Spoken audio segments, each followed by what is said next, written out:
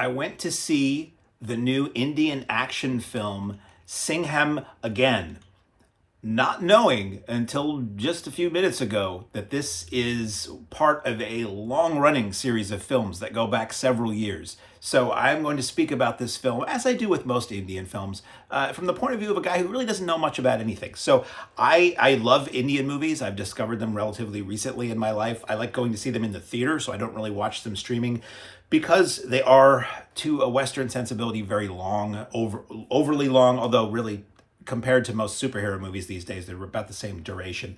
They're very long. I mean, this movie, let me see, this was 2.5 hours. So actually, that's not that long compared to a lot of stuff that's coming out now. But I love them in the theater. They're big, they're spectacles. I can focus on them. I bring earplugs because they're played incredibly loudly, and I just enjoy them, and I go in blind. So all I knew going into Singham again was that this is an action movie. So as I'm watching it and as it's going, I'm like, okay, this does sort of feel like perhaps this is part of something bigger. I'm seeing flashbacks, and at first I'm thinking, well, this must just be flashbacks to what happened earlier in these characters' lives. And then as it goes on, somebody, Ash K. Kumar shows up, who I know is a big star.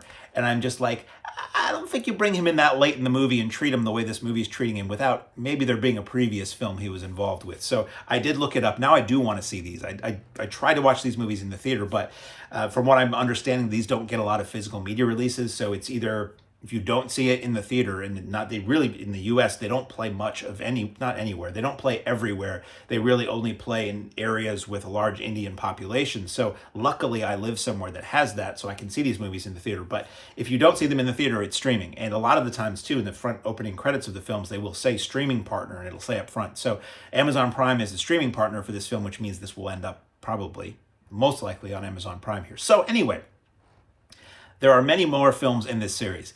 I'm going to speak as somebody who's never seen any of them. This movie was a lot of fun. I saw some IMDb reviews of people saying it was terrible, it was dumb, it was sluggish, whatever.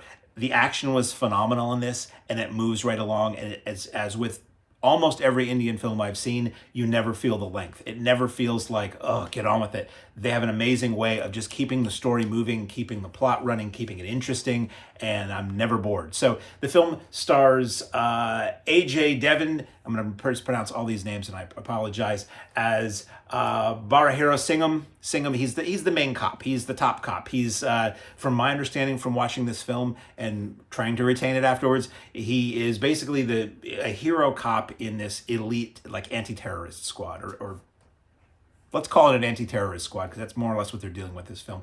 And he has his team that slowly comes together over the course of the film that I'm going to have to presume we know from other films, because the way they're introduced in this film, it feels like the audience is like, oh yeah, here's whoever it is.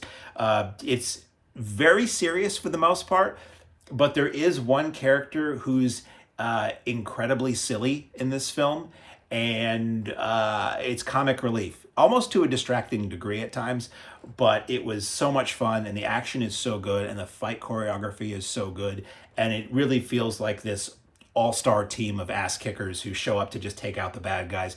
Basic story, and again, I don't know if this is connecting to a previous film or not. The film opens with our hero basically taking into captivity a bad guy, we presume a terrorist bad guy, locks him up, and he says, this isn't over, the bad guy does. Bad guy's grandson shows up and starts some trouble, shall we say, to get revenge on Singham and his squad. So the whole movie is back and forth. Singham's wife gets kidnapped by the bad guy, and he assembles the team to try to go and get him. So it's not a very complicated plot, but the action is really good. The characters are badass. I'm really excited to see these other films in the series. If everybody who watches these movies, who knows more than I do, says this one's terrible, then the other ones must be phenomenal, because I thought this one was a lot of fun for what it was. Is it anything I would go back and watch again? Probably not, but while I was watching it for that 2.5 hours, I was thoroughly entertained. I giggled at times. It did cross over into the realm of ridiculous action, which I'm not a fan of. It gets to a point where there's a lot of green screen and some CGI enhancement of the action, and there's a moment where a car takes a jump, and it jumps over a helicopter's blades and lands on the top of a shipping container, and then the shipping container gets picked up by a crane, and it gets to the point of it being a cartoon, and I'm not a fan of that kind of action. I don't care if you use enhancements to make sure people are safe and do amazing things, but when it starts to look or feel like a video game or just out of the realm of realistic possibility, it kind of takes me out of the movie a little bit. And this movie does that. But at the same time, it has our hero beating up men who are on fire and throwing guys on fire at other guys that are on fire. I'm a big fan of guys on fire, not in real life, but in cinema and the whole. It used to happen all the time in the 80s, just people would be on fire, running around on fire. We don't see it as much anymore. So I really enjoyed the action of this, and I really look forward to more of these. Yeah, I could quote all of the cast members that I enjoyed and who are in this, but I would probably just mangle their names and upset people, and I don't want to do that because I love these movies and these actors are phenomenal. But I must say, Deepika Padukone, which I probably mispronounced, was really phenomenal. She shows up and she's just a total badass, takes guys out, and I need to see more movies with all of these people. So if you can still see this in theaters, this might still be in theaters by the time I'm seeing some of these movies carry over an extra week where I am. Usually it's 1 week only and then they're gone, unfortunately. I really enjoyed Singham Again.